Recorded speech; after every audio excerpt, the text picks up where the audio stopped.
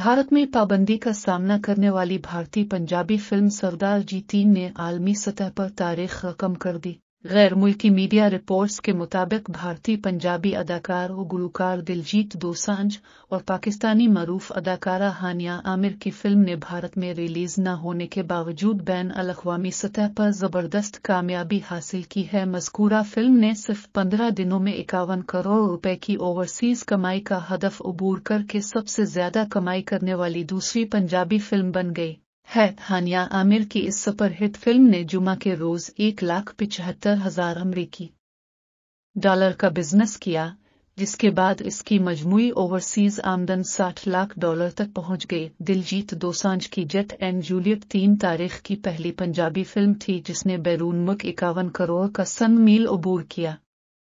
अब सरदार जी 3 इस कारनामे को अबूर करने वाली दूसरी फिल्म बन गई है। इस अमल में सरदार जी 3 ने कैरी ऑन जट्टा 3 को भी पीछे छोड़ दिया है।